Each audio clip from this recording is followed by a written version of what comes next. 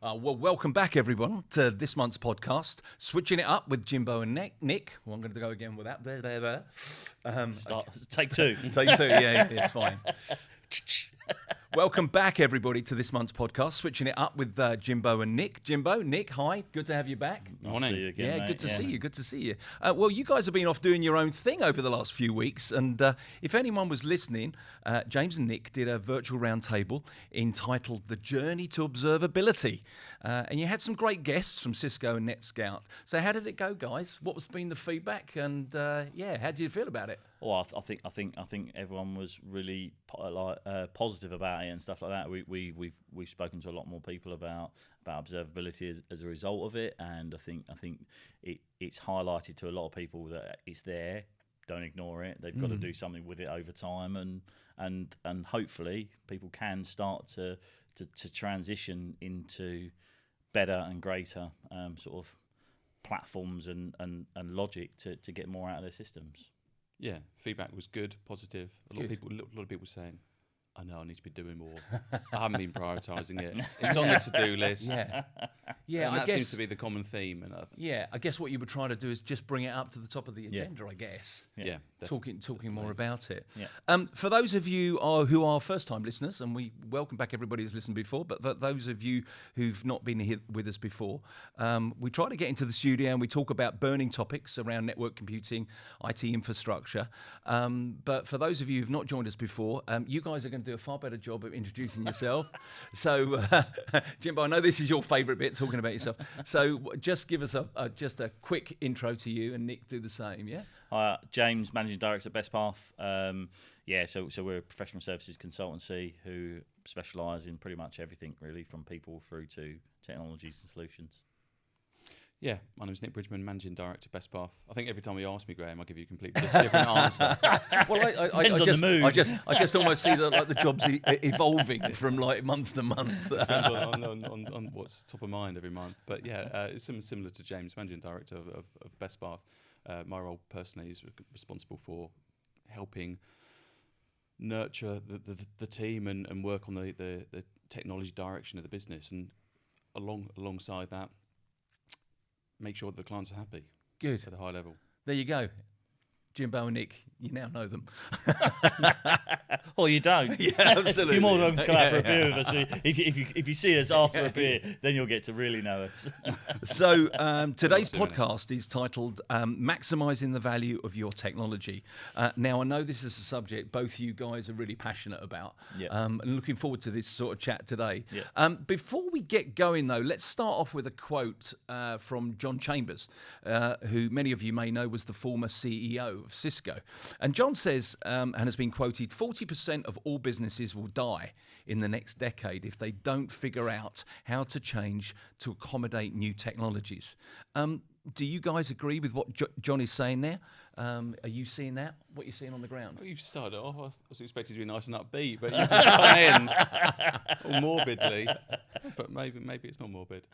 Well, I guess what John is saying there, he said people need to take this stuff seriously. They do. I think maybe die is a little bit too harsh, I suppose. Well, it gets you away. Gets you aware of what he's saying. Yeah, it certainly perked Nick's interest on the more mortality rate that's going on. But no, I think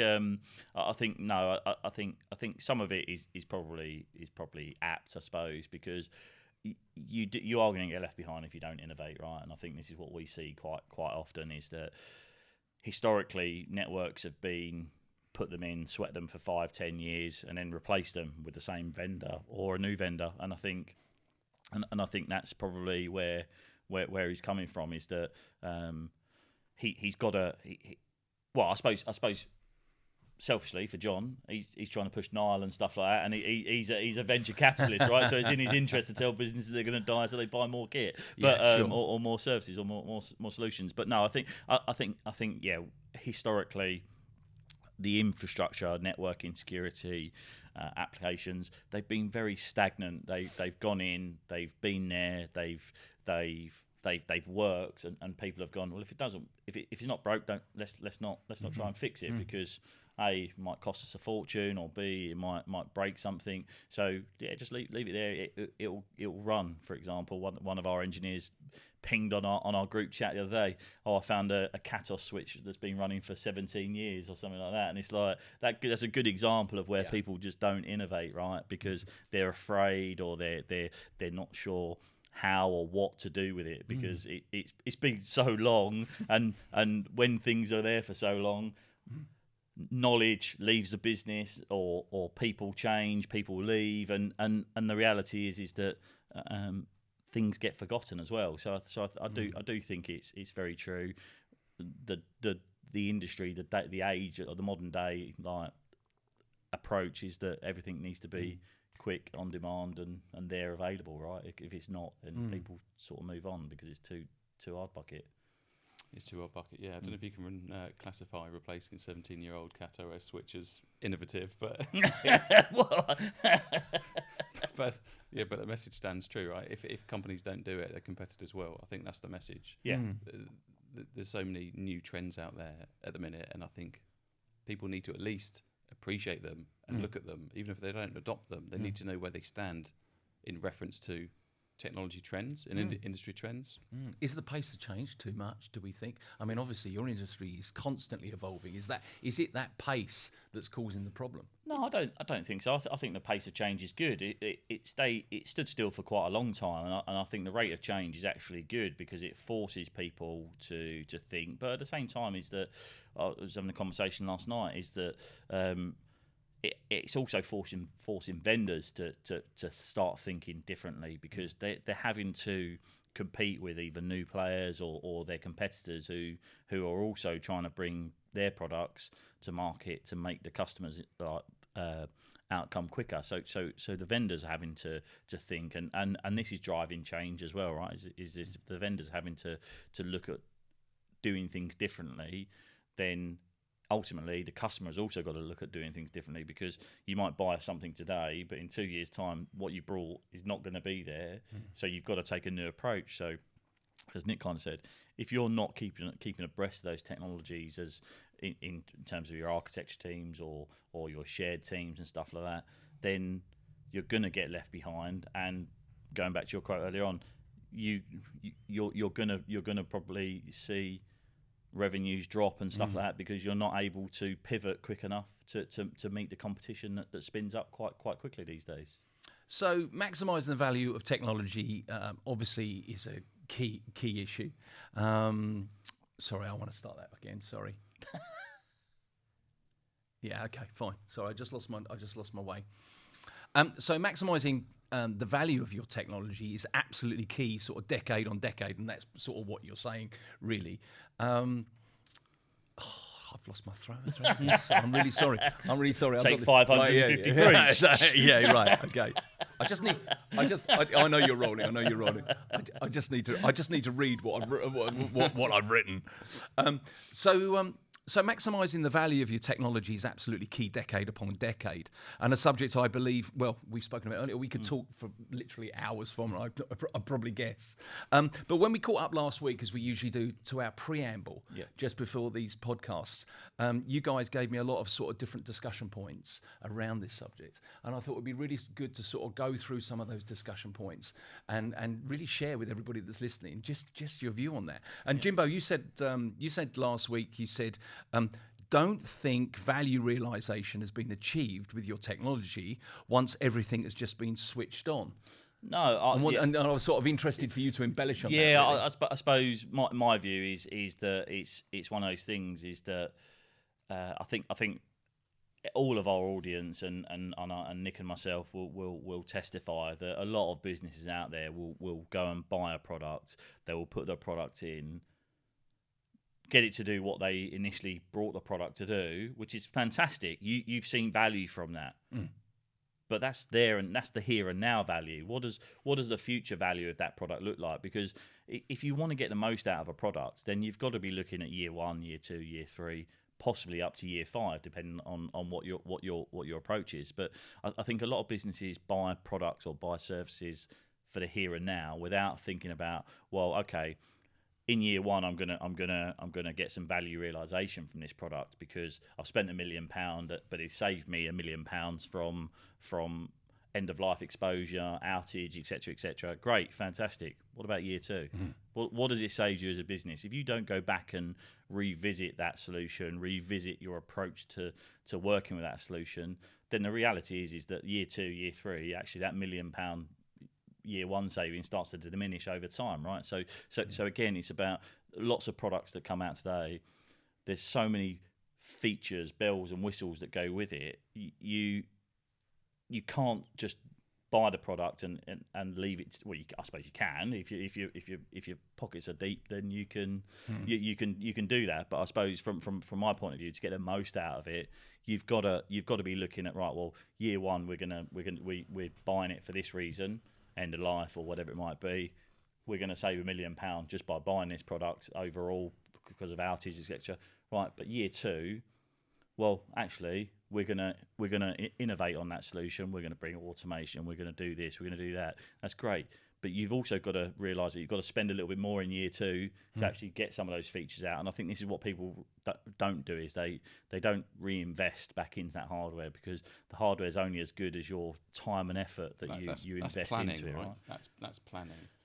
When people buy technology, people, it's like you said earlier, they're buying it for the here and now. They're not thinking, okay, well, what do I want to achieve? You talk about kind of revisiting stuff, but people don't say, this is the 3-year plan up front. Well, I know year 1, I need to get the technology in. Year 2, I need to enable certain new features. Year 3, I need to, really thinking about the longer term strategy. That's when you start to get the value out of it. Yeah, exactly.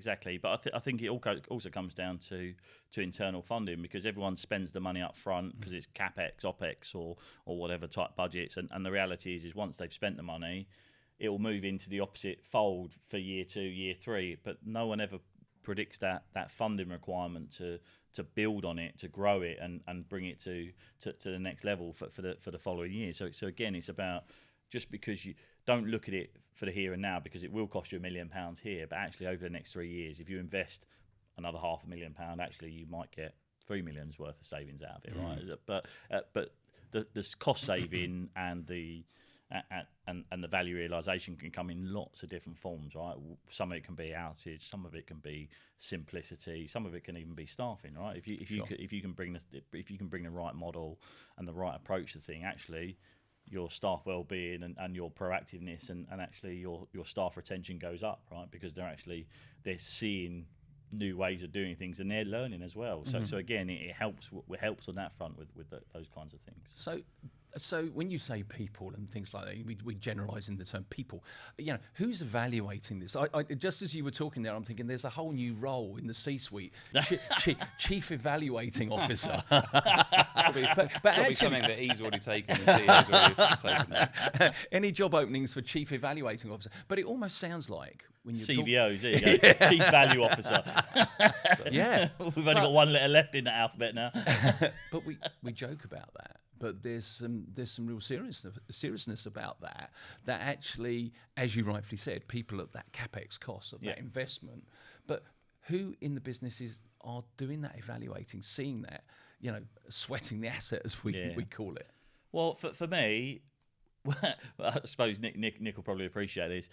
It's very hard to identify in businesses today who is responsible for a lot of things, because when you ask the question, people will go, "Oh, the business," and it's like, hang on a minute, you've got a mafia organisation knocking around behind the scenes. What is going on? Who is the business, right? Yeah. So I think that is some of the challenge, right? Is that who is the business, and I think this is something we see in everyday life, right? Is ownership. Not many people are willing to take ownership and put their step forward and put their neck on the line. Why not though? Because they don't understand it, or they just don't want to do it. Could be a bit of both, mate. Yeah. We were talking about that earlier when we were talking about fear. Stops people, because obviously the consequences if we get this stuff wrong. It's massive. People lose their jobs, or businesses lose a lot of money, or people lose lives. Absolutely. No, you're right. No, I agree. I think that's. I suppose it's a tough one, because it can be industry specific as well, right? Some industries are a bit more. I was going to say gung-ho, but it sounds a bit unprofessional, doesn't it? They're a bit more... well, you're talking from your experience. I mean, because you're seeing it, This is exactly what people want to hear. They have a better appetite for change, and some are a bit more risk-averse. It really could depend on the industry. Nick, you touched on a really, really interesting point, and it comes to our next point on my questions here. And we spoke last week about not enough work is being done upstream in the consideration and the planning of the specification and the requirements and things like that. Does there need to be a louder voice, or do people need to be aware that so much more effort's got to be put into this if you're looking sort of at this plan? Or are people looking at it, or should they be looking at it in more sort of 3-year chunks or 5-year chunks or 10-year chunks? So that planning upstream to then bring that down to say, we know we're investing in this technology and this software, and we know the stages we're going through. This is when we need to be evaluating, et cetera, et cetera. This is what we need to do in the short term. Are you seeing enough of that in businesses? No. Right. Okay, did everybody just hear that? Okay, Nick just said, no, you're not seeing it. Jesus, why not? Definitely not. No, there are. I could probably count a few people that come to mind straight away that do it well, or that have done it well. Probably, I don't even need all the fingers on my hand. Probably. Well, you're going to lose them after this, mate. The Mafia's out to get you. I'm going to have to stay away from planes flying over Moscow. Yeah. Don't put any wine crates in the back of your car, Nick. Yeah, no, not enough has been done. I think some of it comes down to a number of different factors, right? It could be company structure. The problem is some companies can be quite big, and when you have so many people in a business, everyone looks around looking at each other. People don't know. It goes back to the ownership element. People don't know who needs to be doing this stuff. I think smaller companies, more nimble companies, might be slightly better at it.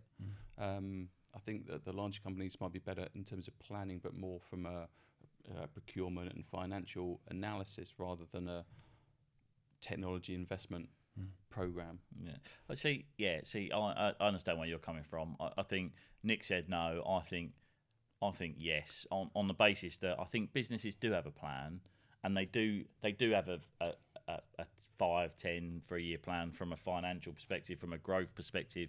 But what people don't do is they don't look at that plan and translate that into technology investment, into technology roadmaps, and into, well, okay, to achieve this 10-year plan, what do I have to invest in IT? Because I think everyone forgets that IT is a critical part of most businesses, and if it's funded well, it will treat you right. And I think that's the point, isn't it? That's what I'm thinking of. I wasn't thinking on people don't have a plan in terms of the financials and kind of the asset management. I'm thinking technology consumption. Right now that we've got this, what are we doing with it? What are we turning on? What are we turning off?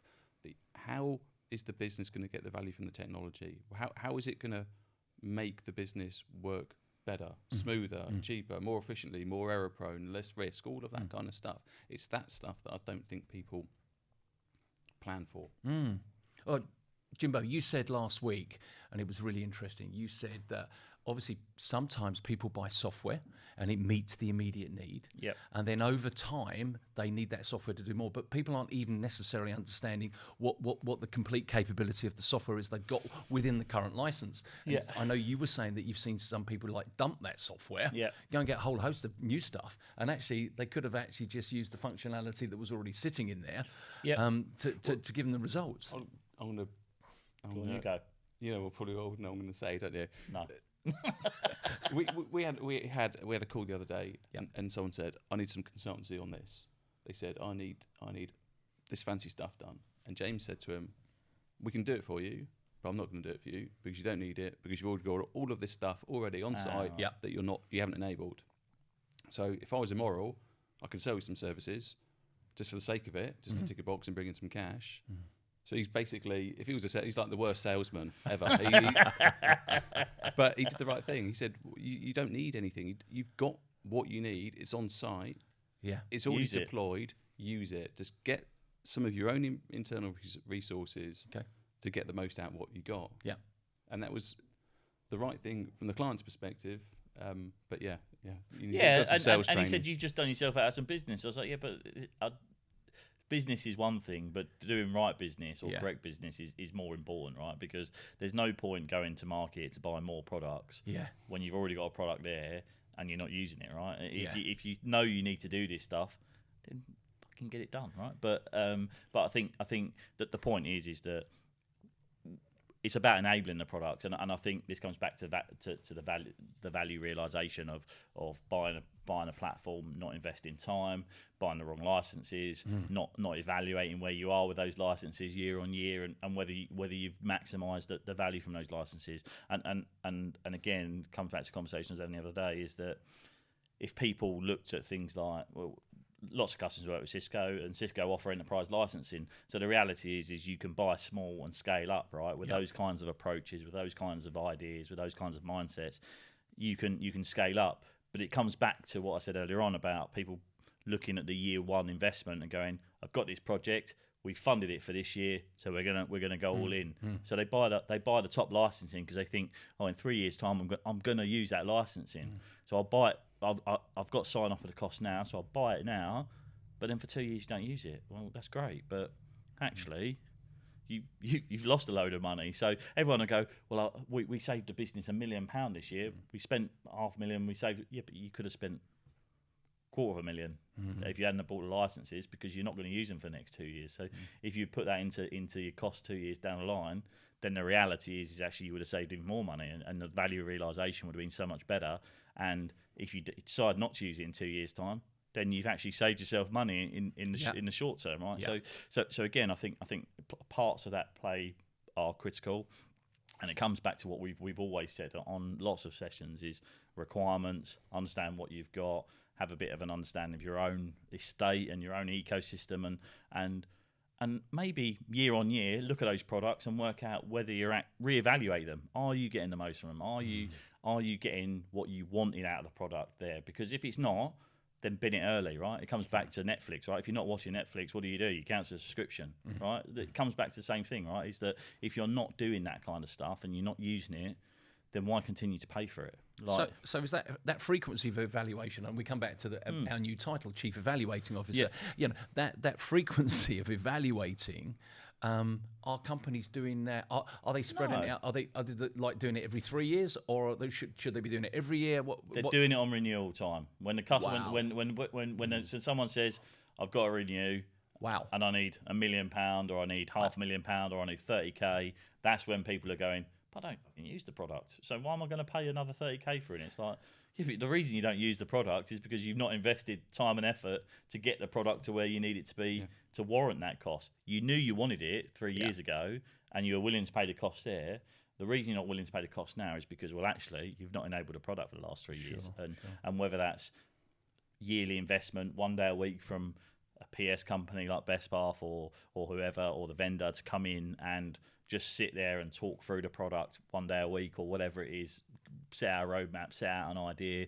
It could be something as simple as that, but people don't do that. They buy now, worry about it later. Right. And I think that's the problem with a lot of people. Or they buy it for a use case, like when we was talking to Rich from AlgoSec in one of the earlier podcasts.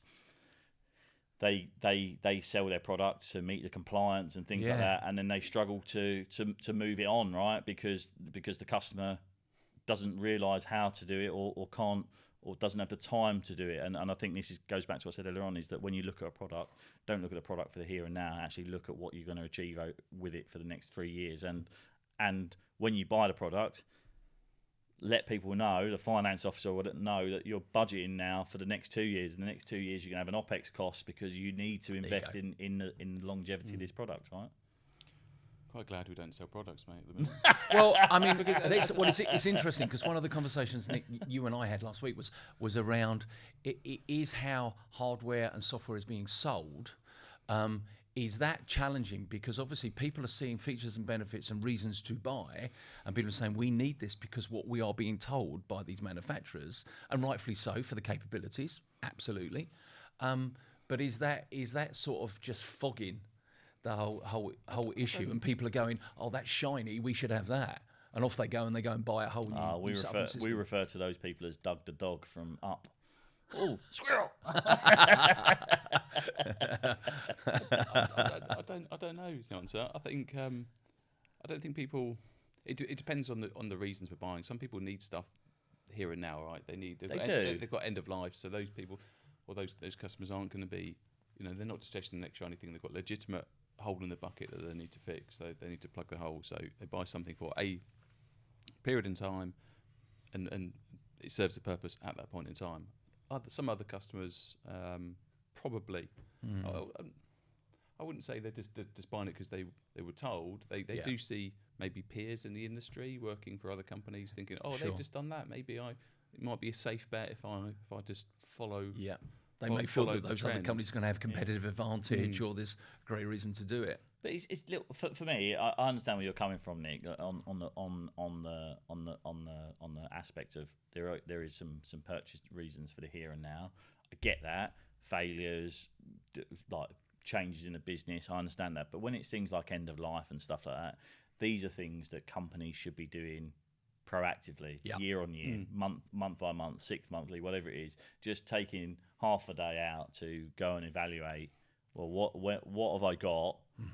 Where have I got it? Where is it today? And what do I need to forecast? Because a lot of the problems we've seen in the past with organisations talking about budgets is they come at the last minute or the last hour and go, I need X to fix this end of life thing.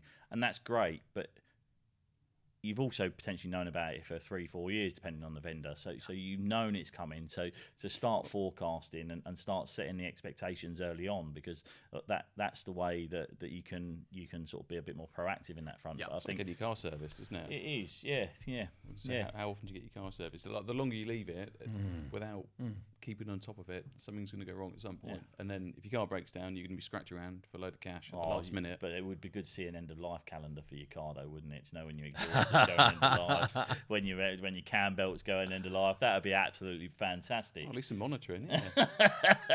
Yeah, that's an interesting subject. Car observability.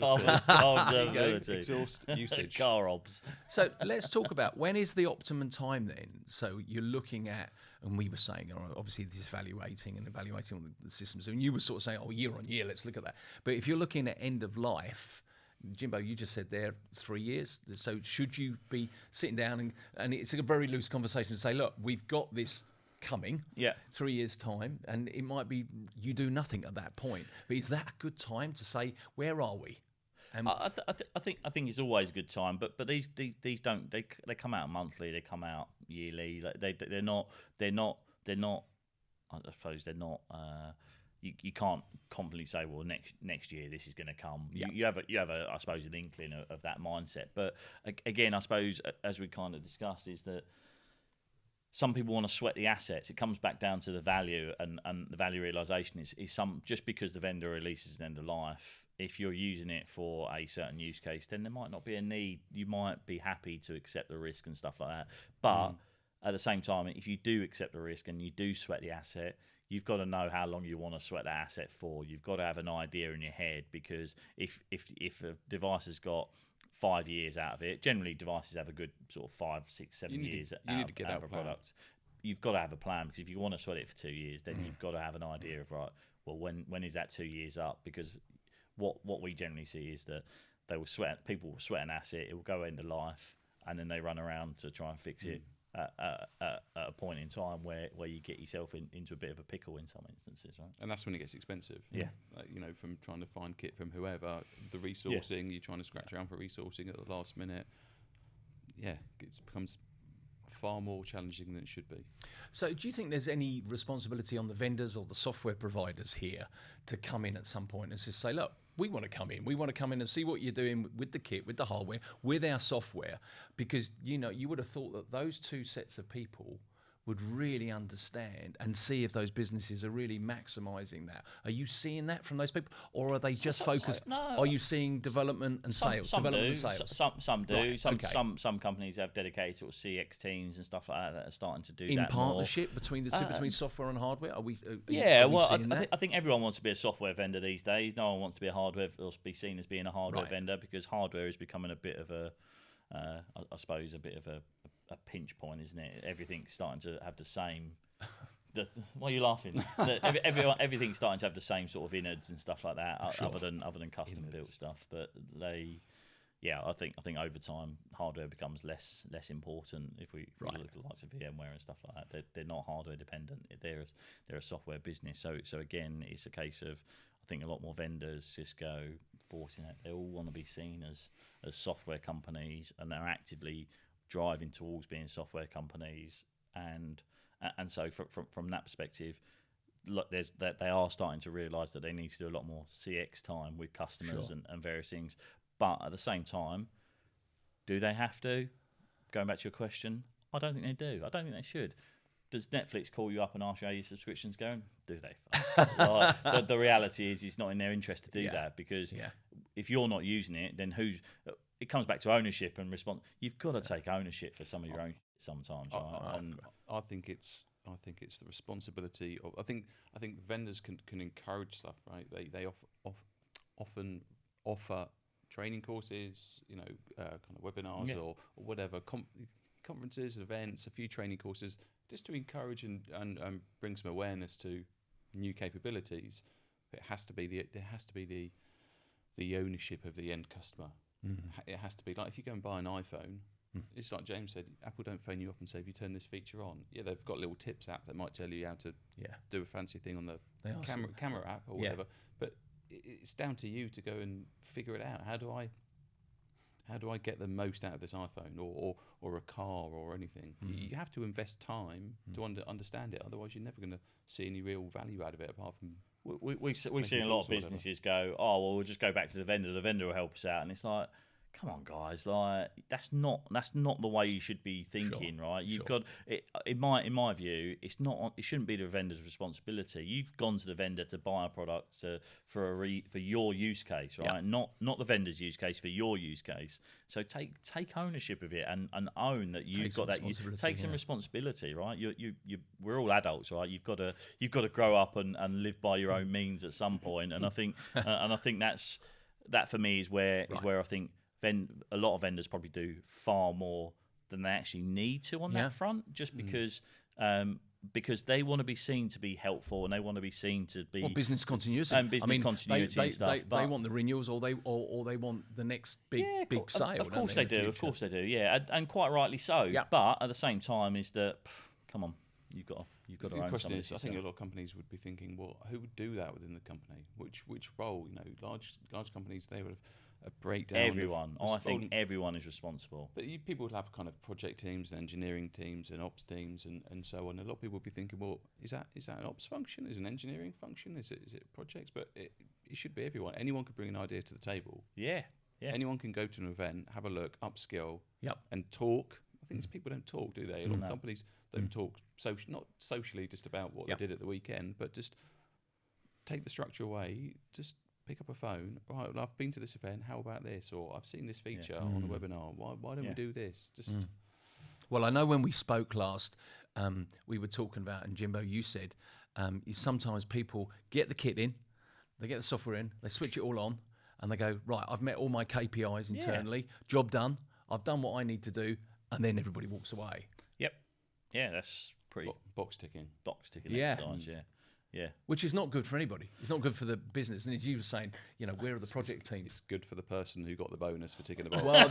Well, there you go. And so, slightly contentious subject, I guess. But are people rewarded for the wrong KPIs? And it should be over time. So are we looking at functionality? Benefit. I don't know how you. I think they're slightly intangibles, aren't they? It's intangible because some people are measured against the business outcome, and if you can deliver a business outcome, then actually you've met your objective. But it goes back to what I said earlier on: is that very, very quite often we don't always see the business outcome or the business plan for the next 10 years. We don't see how that translates into what you want to achieve from IT. So again, I think some people will get it based on the fact that, well, we delivered a sustainability pledge because we've deployed all this new hardware. Fantastic, great, you've done that. Okay, but actually, what have we achieved from an IT perspective? What have we achieved from a people perspective? Resource efficiencies, that kind of stuff. And that stuff always gets forgotten about. And this is the value realization I think people don't think about, is that it's great that you've saved a business XYZ, great that you've met a sustainability pledge for your business goals and stuff like that. That's all fantastic. It's all headline information for the industry and your share price and stuff like that. But actually, there's so much more going under the hood, like in terms of resource effort and cost, like efficiencies and things like that. How because sometimes you can achieve those but actually spend more on resources, and your resources are spending more time doing less, if that makes sense. So again, if you've not, for me, it's great that you've got these headline agendas and you've met these headline targets. Yeah. But what does that look like behind the scenes? And I think that's what people forget is that that's behind the scenes. We don't need to worry about it. But just make it a bit more tangible, right? You go and buy a product now, and most products are fully automatable, right? Yeah. Poster driven via an API, and people say, "Well, I've deployed all this new capability." Okay, great, but even if you automated a whole load of processes, talking about the KPIs changing. How many people track how much more efficient new automated processes are now compared to where they were when they were done manually? That's the technology value, right? Yeah. So I used to do this task and it would take an engineer 5 days. Yeah. I've now invested 10 million quid in a new product and I automate that process, and now that process takes 30 seconds. Who's done the analysis to say what the cost would have been previously compared to what the cost is now? That's where the KPIs need to be, not just I don't know. But some of those are hard to track though. They are hard to track. But that's where the value is. You've got to invest the time to try and understand. Yeah, and an approximation's better than nothing, right? Of course, it's you just know you're doing the right thing. Yeah. I mean, we've seen a massive rise, haven't we, in RPA? Yeah. And the RPA businesses have been very good to be able to report on those process efficiencies. Yeah. When they're sort of allowed to go in there. Do you think? Interesting question. Do you think where are we going with this? Do you think people will upgrade more regularly? We speak about this sort of decade, don't we, end of life, sort of this decade period, decade upon decade. But do we see that shortening over time? Do we see people might starting to renew things in a shorter time scale, say over 5 years? So they write it off over 5 years as opposed to 10. Well, I think some vendors are driving that model anyway, right? Because you look at this network as a service model, right? Yeah. But I think that some vendors recognise this and they're looking to change their models, right? Right. So, you pay for a subscription and then you will get latest hardware with that. Right. And I think that's easier to sell back to the business internally. Yeah. Yeah. And I think that will drive that. But a load of waffle. But I think no, I don't think it is. I think vendors understand it, and I think they're trying still to refine their models about what they think works best for how they should deliver the hardware. Yeah. And I don't think that's fully filtered down to end customers yet. We're going to see HaaS, hardware as a service. That's basically, we've seen SaaS, so are we going to see HaaS? It's been touted already. Some vendors do offer that. Do they? They offer that. But it's no different to car leasing, right? Or PCP, like that kind of stuff. As consumers, we're doing that leasing model so much more. You rent your line rental, your mobile rental, your Netflix, your Sky TVs, your car, your whatever it might be. We're seeing so much more of that. So I can't imagine how that leasing model doesn't translate into IT over time, because they've been doing it for laptops and servers for a long time, right? And I think like HP do like a fucking like storage as a service type thing, or Pure do, and like HP have got like their disk as a service type thing. But again, it's I think it's inevitable. Do you think it's a generational thing? Do you think more and more younger people coming into those roles of seniority and those decision makers are going to drive that because they come from more of a subscription base? Or do you think it's just I think it's just simplicity. I think I think from the vendor side of things, and it goes back to what I said earlier on about the reality is that the internals of lots of hardware are starting to I suppose. Be standardised. They're aligning. There's not much difference when you look under the hood. There's not an awful lot of difference between, other than the sort of the vendors' sort of niche areas of programming. The actual hardware itself is fairly common in terms of a platform. Right, you go to market for a laptop, you can buy an Acer or whatever, and you generally get a good spec across the board. Because I think hardware at this time and resources is at a fairly, I wouldn't say cheap level, but it's fairly consistent, I suppose, and so from that perspective, I think it's inevitable that leasing model comes into the business, because again, it could be that we start seeing business units spinning up their own IT systems because they can rent it, and when that business unit's finished, they just spin it down, right? Yeah. So again, I think that model is going to help out, and I think for me, this will also help businesses get to grips with what IT costs them, because I think lots of businesses don't realise what IT costs them, and they don't see IT. Everyone sees IT as a black hole because there's never any money that comes back out of it. Well, that's great. Well, now if you've got a leasing model, actually you can say to the business, well, this leasing item is your line item. You pay for it, and we'll charge it back. And so IT then starts to become, I suppose, a cost neutral business unit in terms of the business as a whole. Yeah, don't see many people doing that though, do you? You don't. No, you don't. Well, not at the moment. Not at the moment. No. It could be a trend. No. Sort of moving forward as such. So, sort of coming to the end a little bit here, but how do you keep the interest of everybody? You know, obviously you guys are working with an absolute myriad of different providers, different customers and things like that. You know, how do you keep the interest with people and making them aware that actually they need to be looking at this? Is it just regular phone calls? Is it you go out with a beer last night? You know, is it just conversation? Is it conversations? Conversations. People like to see stuff. Yeah, I think people get blinkered in their roles, and people think, well, this is how I've always done it, and they become immune to other capabilities that are there and think, well, I don't need that. But they just, I don't know, people wake up and do the same routine, don't they? You know, you get your coffee, you brush your teeth, and it's the same. As long as it's working, it's not broke. Don't mean if it ain't broke, sort of thing. I think people just get sidetracked with keeping the lights on rather than looking at new stuff. We've talked about this before, right? The number one priority is keeping the lights on, and 100% it should be. Yeah. But it's easy to just get drawn into that far more than you should be, or align the business in the right way to allow the right people to step away and look at the new stuff. But demos, I think, is the key thing. People like to see stuff tangibly. You can do, you know, slideware and that kind of stuff and talk about things, but at the end of the day, people want to see something also in their own environment. But I think also, just to elaborate on that, in terms of sometimes you need a sounding board, right? And Nick and I have always said our door is always open for an informal conversation, right? If people are, this is why we're doing the podcast, this is why we do the webinars, this is why we're putting blogs out, technicals and things like that, because we recognise that actually you've got to give something back to the industry yourself, right?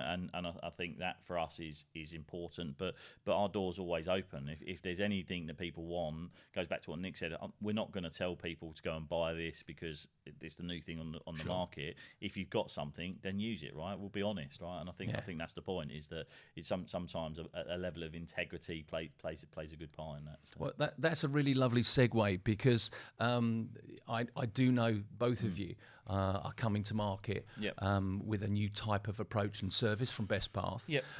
Looking at running those audits, almost becoming an outsourced chief evaluating officers. Do we get a badge? Do we get a badge? Like a sheriff's badge. So just talk a little bit. I mean, obviously you're bringing that to market. I say as a new service, but I'm sure you're doing that anyway for a lot of customers. Are you seeing a higher demand for that from people saying, actually, please come and have a look at what we've got, because we're not necessarily qualified across absolutely everything. Give us your sort of helicopter view as such. Are you finding there's a greater start of a conversation around that? There definitely is. I think we see a mixture. We do it anyway, right? Even if we're engaged or not engaged, we're always open to having that conversation. But I think what we're seeing now is that it comes back to what we said about why I did the podcast on value realization, is that lots of people are now starting to come to end of life cycles and things like that, licensing and things like that. So subscriptions, and so for us, it's important to be in those conversations early on, because as advisors, as trusted advisors, well, you're independent. I mean, the great thing about it is you're independent. We understand, right? And sometimes it's a bit of a minefield when you start looking at different vendors and different approaches and different licensing and different approaches for upgrades or replacements and stuff like that.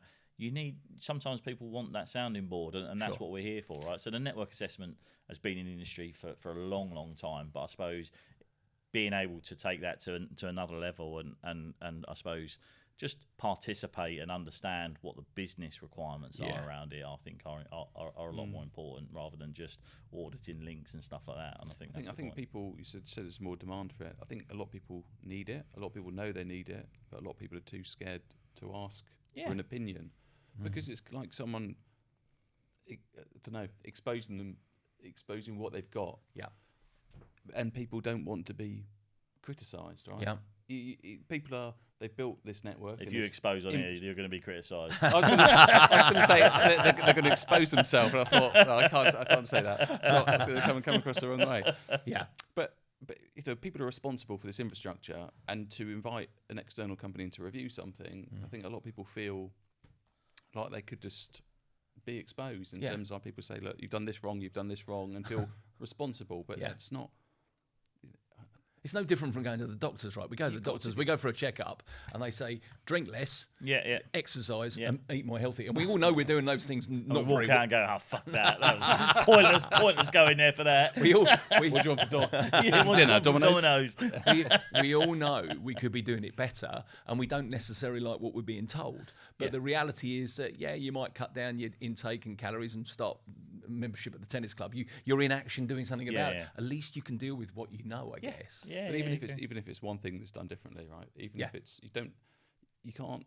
Even if we did a report and we said there's 10 different things you could do, you know that people aren't going to do all 10 things. But if they do one of those things, then they're in a better position than had they not do it. I suppose it comes back to right at the beginning of this podcast when we spoke about just that upstream planning.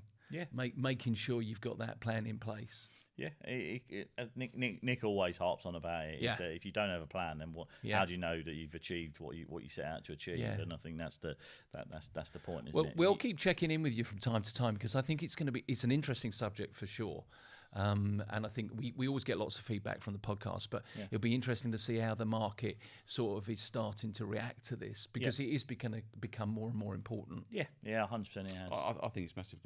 I think we're well aware of it. Vendors are well aware of it, especially as companies moving towards a kind of software-driven business, right? And licenses and so on are sold at 3-year intervals. It can't. The message we've been trying to hammer home is you can't wait till that end of that 3-year to reevaluate where you are. Right? It being as a vendor, if I were a vendor, it's difficult to get on top of. I wouldn't want to be in that position where someone comes back and say, at the end of the 3 years, we've got no value from this product. And as a vendor, I'd say, but you've done nothing with it. And the customer says, but you haven't told me to do anything with it. It's no ownership. It comes back to the ownership, definitely. Yeah, really interesting, guys. Well, look, thank you. And hopefully everybody out there that's been listening has found this one interesting this week. So next time when we all get together, we're going to be talking about network automation. Oh, yeah. Yes. So anybody that's particularly interested in that, we'll be having a conversation. Hopefully we're going to get some guests on as well. I don't know who that's going to be yet. But until next time, thank you, everybody, and have a good week. Thanks a lot. Thank you. Thank you. Cheers, guys. Bye. Thank you.